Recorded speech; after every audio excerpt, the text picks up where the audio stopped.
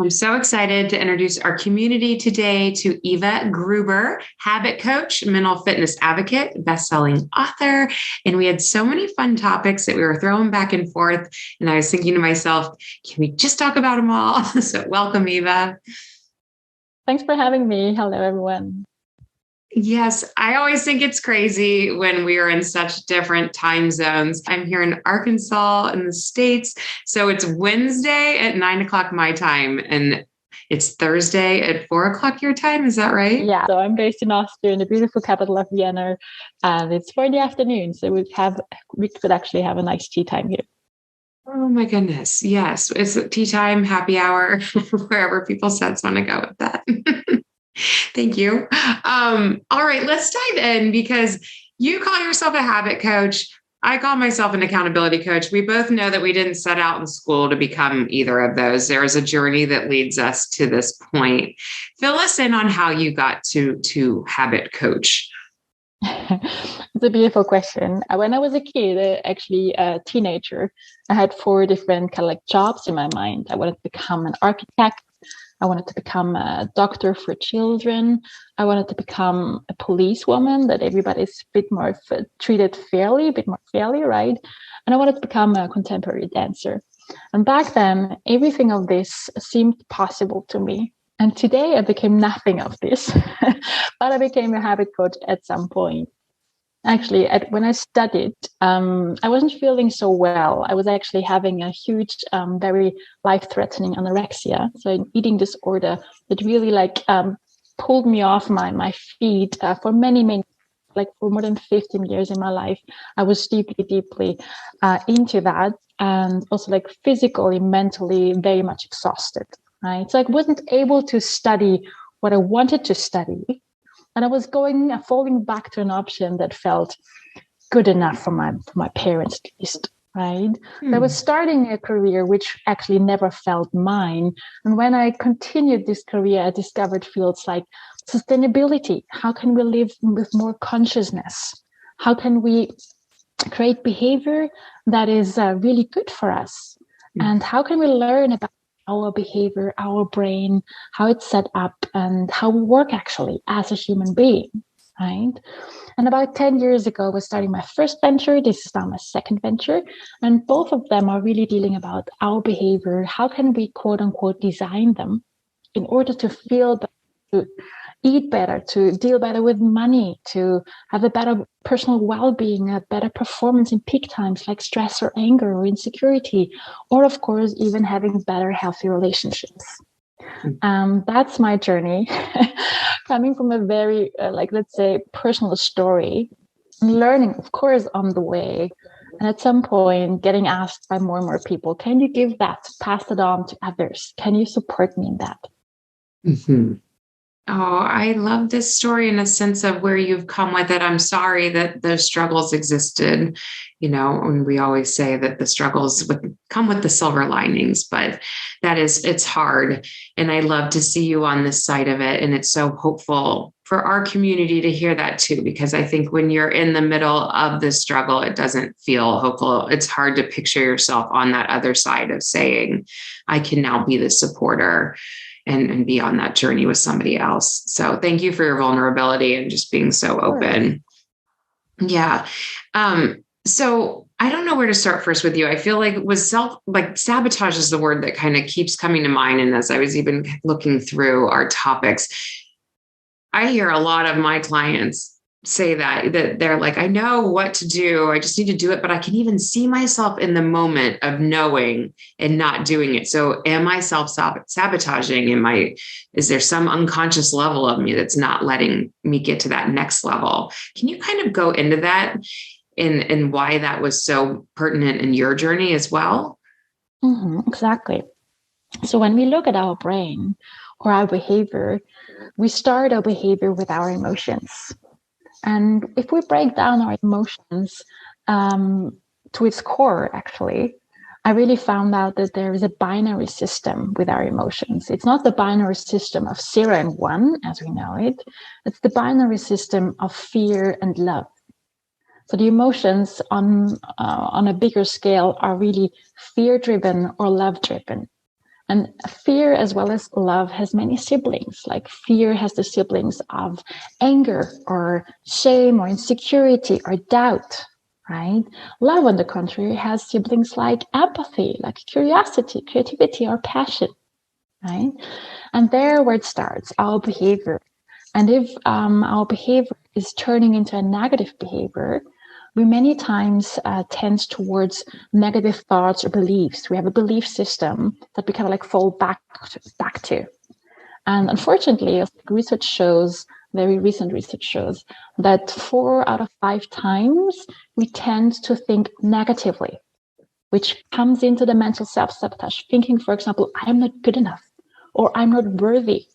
Just yesterday, I had a client say like, oh, I want to support so many other women, but I don't even feel worthy myself. How can I do that? How can I finally make this program she wants to start for her community happen when I don't feel that, right? How can I start treating myself better before I can help other women to treat themselves nicely and kind, right? So coming back to your question, the mental self-sabotage starts with the fear-driven thoughts coming from the emotions, but the emotions, we many times, we don't feel them right. We're so consumed, so distracted in our daily life that we cannot connect and detect these emotions right. So they turn up as thoughts.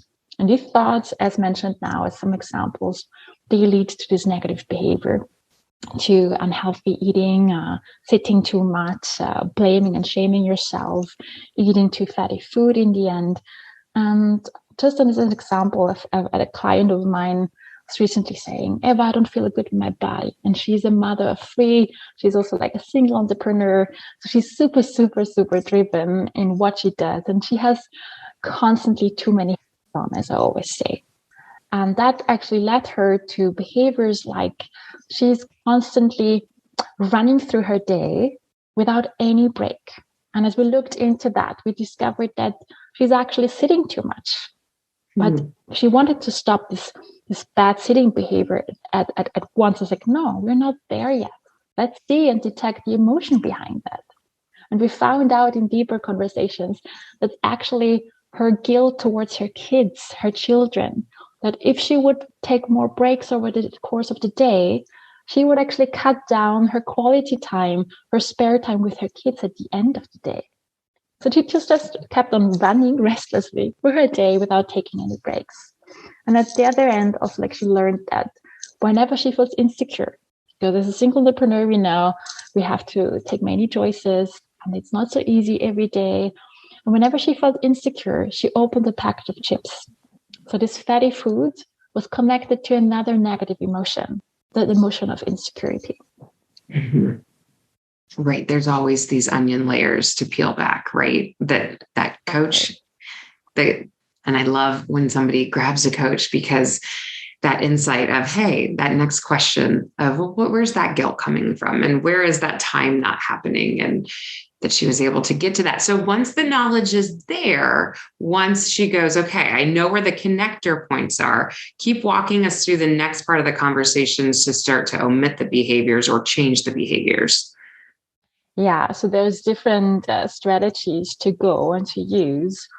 But what we have to learn is really, as you say, to peel off this onion and to really see what are my negative thoughts, what are the negative beliefs I really set up from my childhood, because that's what we do, right?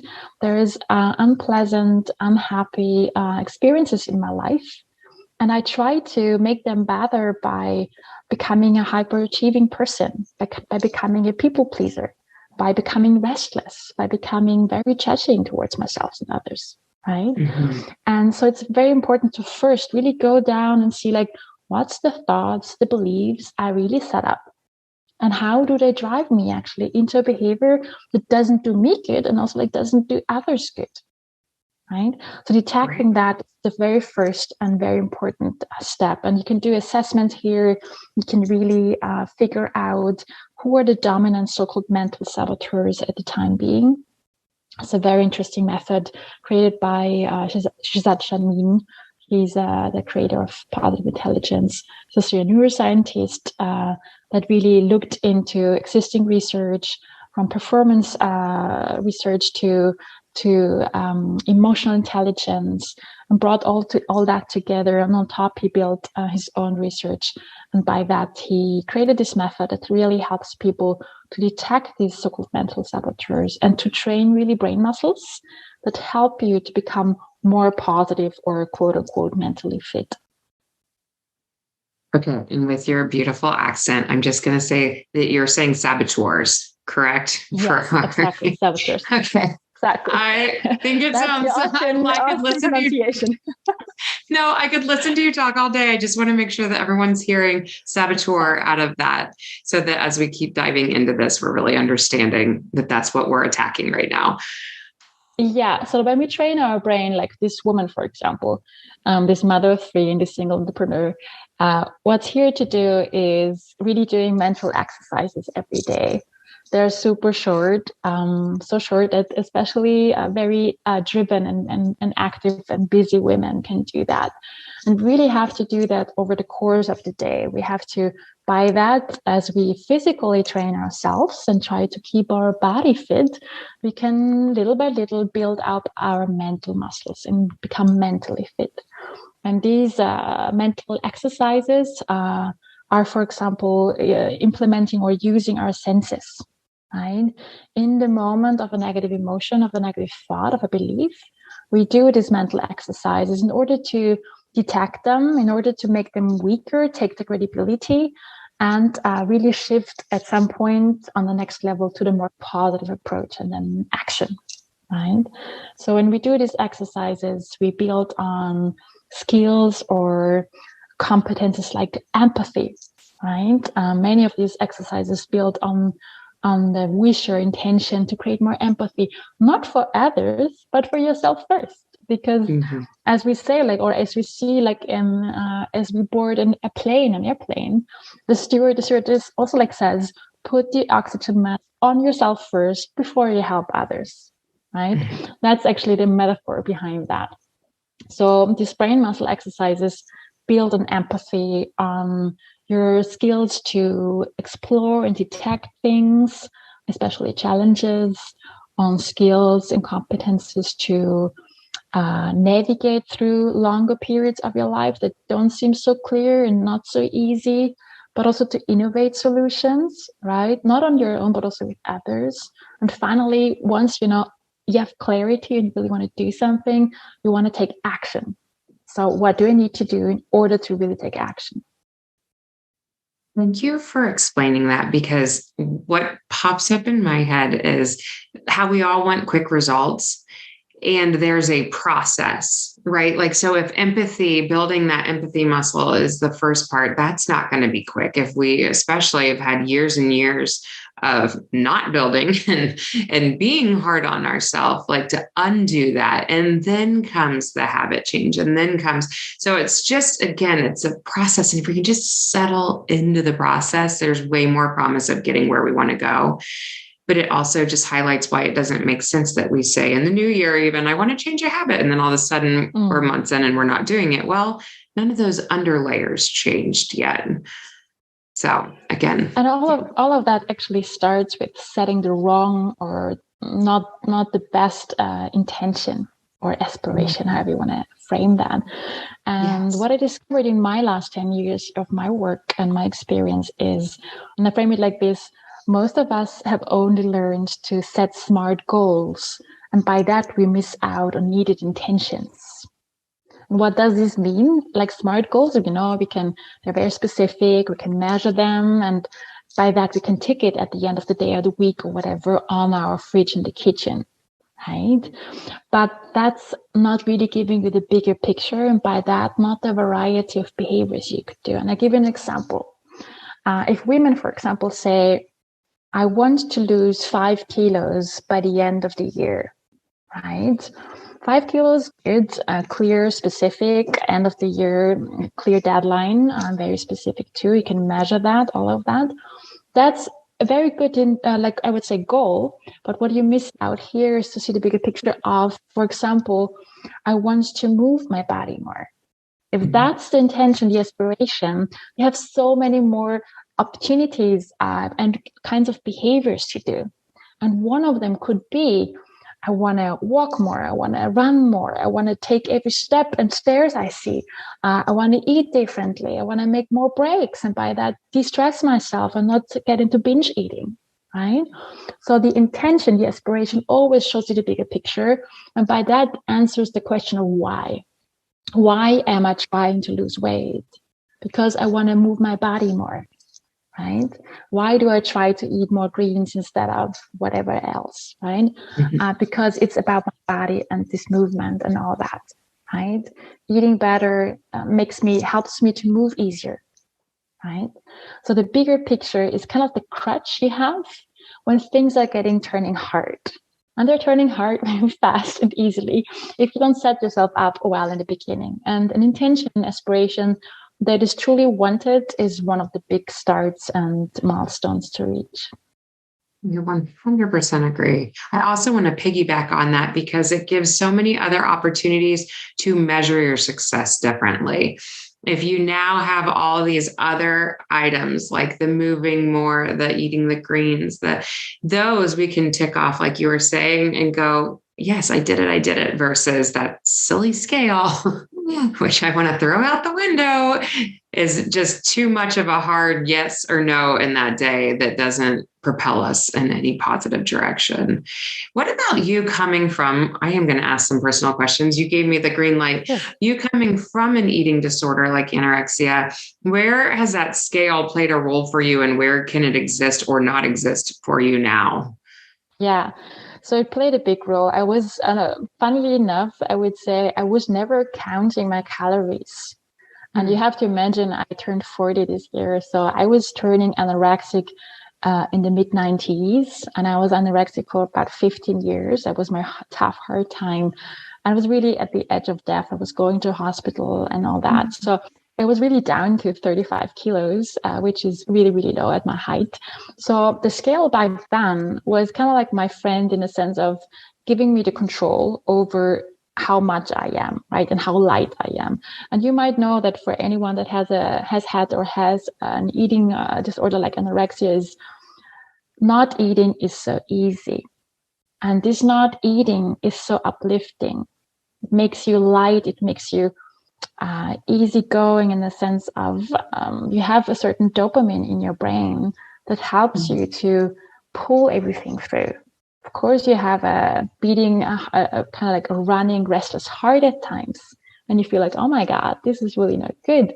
But as we know from research, our brain as anorexic people doesn't allow us to see ourselves in the way we are. We always make us bigger. And interesting enough, for the other people, for obese people, it's a bit similar.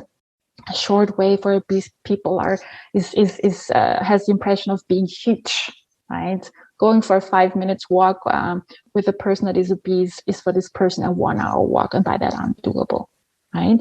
So the scale back then was my good friend in the sense of keeping control over my lightness and my ease in my life.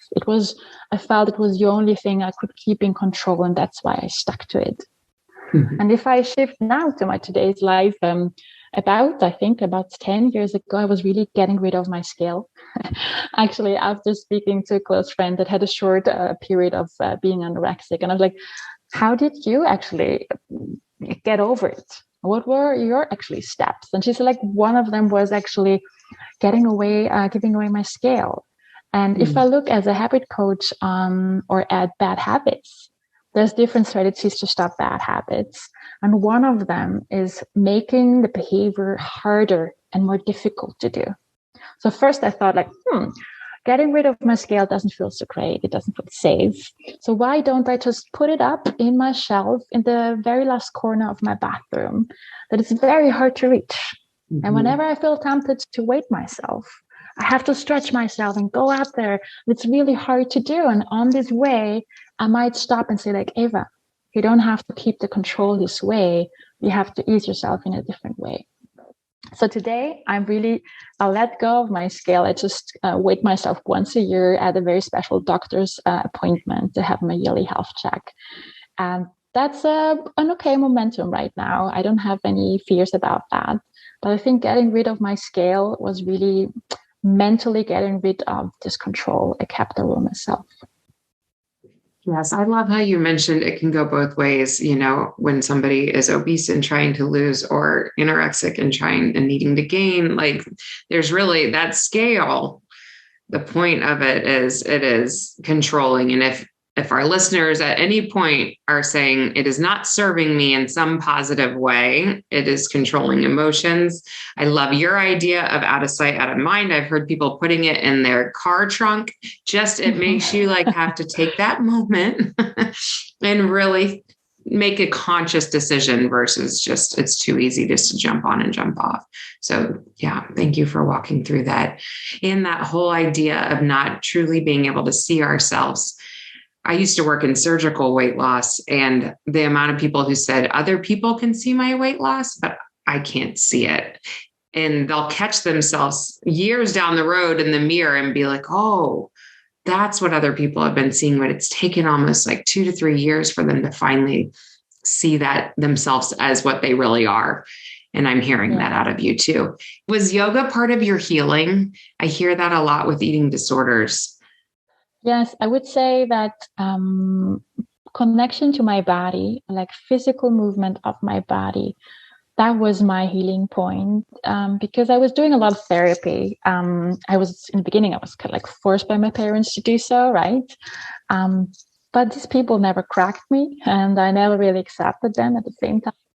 And what really twisted my beliefs and also like my behavior was like a body therapy, like really working with my body per se, also like contemporary dance, like rolling around on the floor, just really getting a dimension, like feeling different dimensions of my body and seeing myself in the mirror and accepting that picture, right? And in the end, of course, yoga. Since the last 20 years, I'm doing intensely yoga, and it's I would say yoga is my plaster, bringing together at least once a day all the emotions, all the beliefs, and integrating that into my system, and then potentially also like easing that or letting go, right? Mm-hmm. So I think I could recommend any kind of body movements to people. And I think from singing to dancing to any other sports that is really more not on the performance level in the sense of you have to run, right? Or do any CrossFit or something. It's more a sports or a movement that connects body and mind with some other element like music, maybe. Oh, love that. Yes.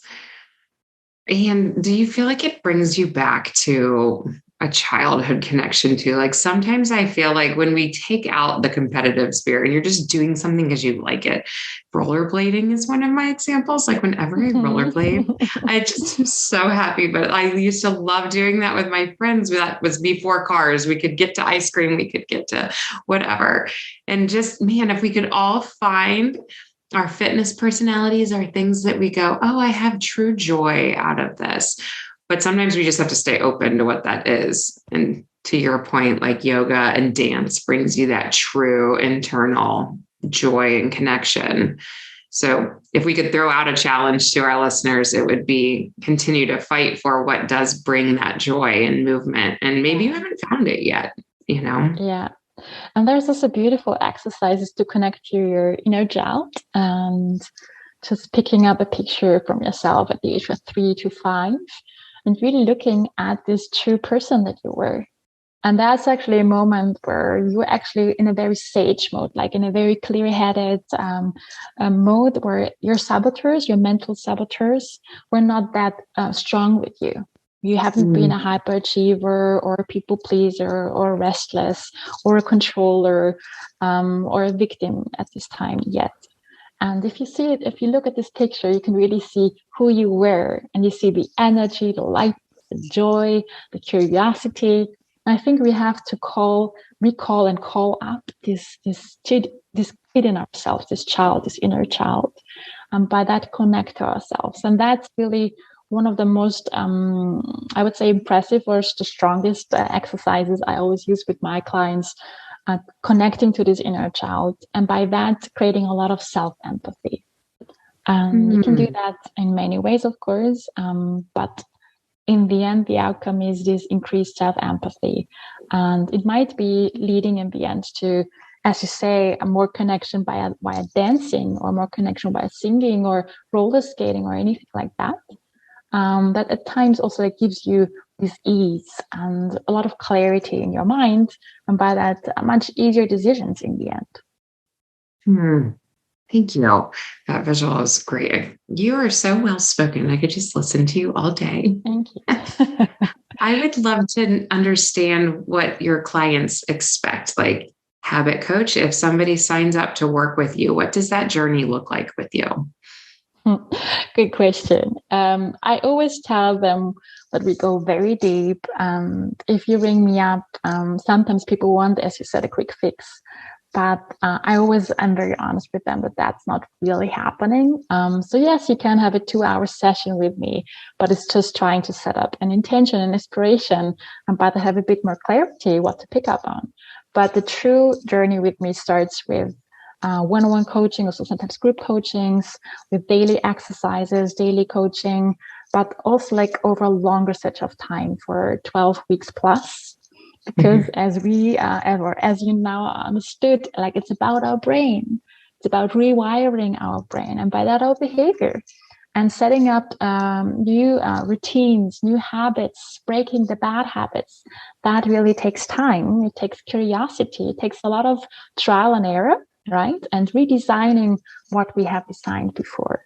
So if you come to me, you come with different topics like improving your well-being, right? Your physical well-being, improving or like living healthy relationships with your team, clients, your family, your loved ones, and also like this very third and very important impact field is really like performing better, but especially in peak times when you're angry, when you're insecure, when you're doubtful, when you are stressed, right? So that's the moments when they rather come, but it's getting really nitty-gritty and deep. And they really learn, I call it habit muscles and mental muscles. And they train them with me. And by that, at some point, they're ready to go. Really, they can really, as you might say, they can spread their wings and try to apply all these skills, all these tools to other areas of their life where they want to improve themselves. So do you notice that people sometimes start off a little hardcore, like really dive into group coaching or one-on-one, and it's pretty intense, and like you said, then spread your wings, but then do you have a community that these individuals just kind of can live in, even when they're not purposefully being that intentional with the group, or do people kind of leave, come back? What does the long-term look like? It's very diverse, as we're also diverse, but I always offer a very low threshold and like, let's say, engagements. Also a monthly free habits over cake format, which just invites you on a monthly basis to speak about one topic. Always come with one topic. For example, like last or this month, actually, why do we need intentions instead of goals? Right. Mm-hmm. Next month, we're going to talk about why we need mental habits to start and kick ourselves. Right. And these very low threshold formats are always there for people to engage with the topic and with me. But with rather long-term clients, it's really that they stay for half a year. And then honestly, I really want to let them go. It's like, you know, you're not a kid holding mama's hand all the time, right? That's not happening. And honestly, I hope by that time that this person, the client, has really everything he or she needs to go and to try. And sometimes people come back for a little check-in just on one topic or just to connect in some way that's really uplifting already. But the big plaster is put and it works. And by that, I really let them go. Yeah. Oh, what's the best way to reach you? Do you have a website? A website, but also like simple email could be very, very easy. I'm also very active on LinkedIn. So these are the very clear options to reach out to me. And I also have, of course, free, let's say, introduction calls to really just touch base. Because as you know, when you start a coaching journey, it's so much about the personality. It's so much about, as you say, the trust, right? And how can I trust someone I've never really met? And I really take this time to introduce each other and have really good deeper dive already into what could it be we might work on, and framing that already a bit. And by that, try to be really open from the very start from both ends. Thank you for offering those too. I'm really trying to get my community to, when the person feels like a good fit or a click, like that's the beautiful thing about podcasting, is being able to really introduce all these spectrums of different coaches that are out there. And we all have somebody who we go, I feel like they could really help me. And how non-intimidating to go ahead and just grab that call, just talk for an hour, or a half an hour, 20 minutes or whatever your call ends up being. But it just make that first move, I guess, is my encouragement, because I just think a lot of people feel like it's for other people, but it's not for them. And they would be pleasantly surprised if they kind of dove into this coaching world. Exactly. And I think one thing that we're both clear about is bigger change, of course, feels a bit overwhelming. And if people hear like, oh, I'm a habit coach, then they realize, oh, she's really trying to change my behavior with my consent, of course. She's really trying to go deeper, right? That's a lot of effort, and that kind of like overwhelms them, especially women that are very, very active already, that have many hats on already, right? Mm-hmm. So like my message to them is, on the contrary, I use methods that are so easy to use and take so little time that you can start right away, but then you keep the consistency. And with habits and habit change, this is very important. I have to make it easy at the start, and by that, I can keep it consistent. My motivation, my energy, my willpower, they will keep up with these tiny, small behaviors that I do. And I think that's also like maybe your message to your clients. Let's start together in an easy way, and then build the consistency, and then help you see your change happen, and help you see or experience the better feeling in your body. Right? And I think that's the good drug we can use, the good dopamine in our brain that spreads to continue. I think that's been one of my most pleasant surprises with doing more community work or group work is, as you know, and I'm sure you see this with your clients, that people, along with self-sabotage, also do a lot of, they don't give themselves their wins, acknowledge their successes. And when you live in a community or a group, you have other people constantly reminding you to shout them out, to let's talk about them. And all of a sudden you can start to go, wow, I've been working on something for a year now. Like that's crazy, considering it used to be a month and I'd fall off. So there's just so much beauty and special sauce within what you're doing that I just challenge people to really just try something new this year. And what is your website domain? I don't think you said that yet.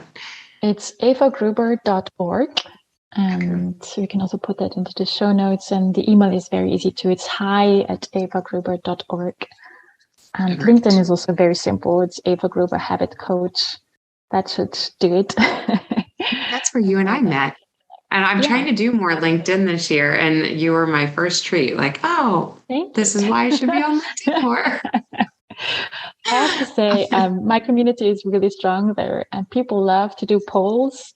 I started a couple of months ago to do a weekly poll, and it's super interesting which outcomes there are. And I will do soon. I will publish a little white paper just giving the learnings. And one of the learnings is, for example, that when I asked the community, is there a bad habit that you have?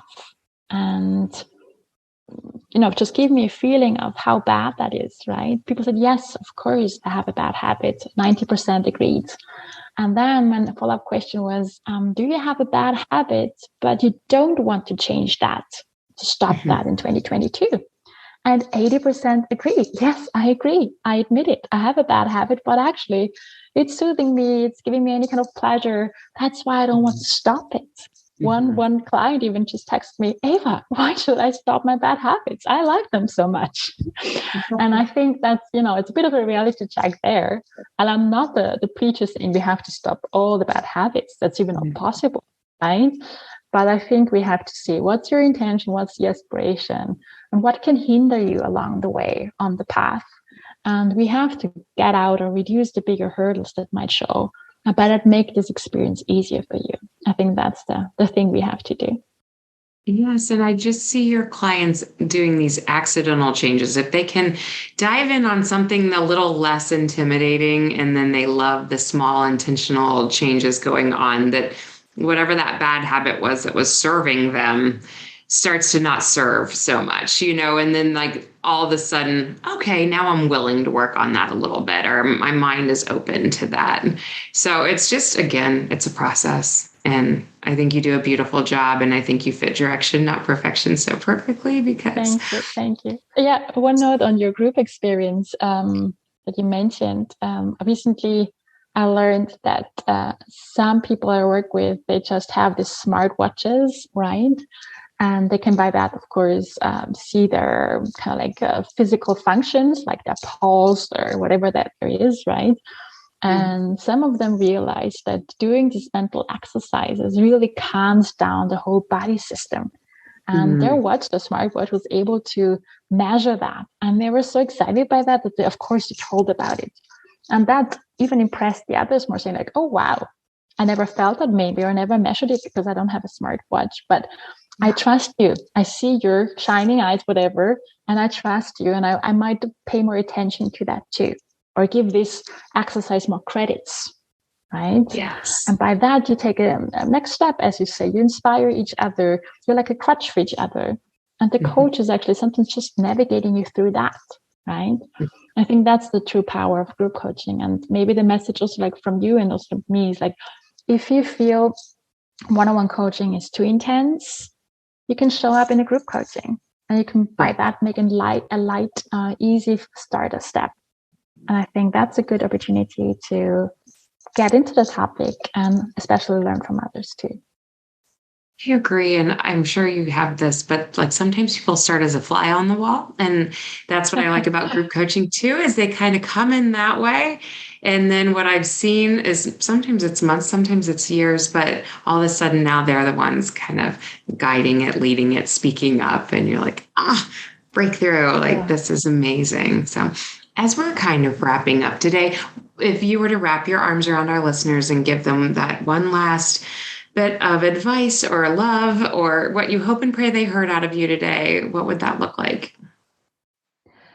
It's bring a lot of self-empathy. Remember this metaphor of putting the oxygen mask on yourself first. We do that in other occasions, but we don't do it for our own well-being. And maybe 2022 is about putting the oxygen mask on yourself first. I love it. Thank you so much for joining us today. Thanks for having me. And I hope everyone is experiencing a good year. And if you feel for any other follow-up question, just send it to me.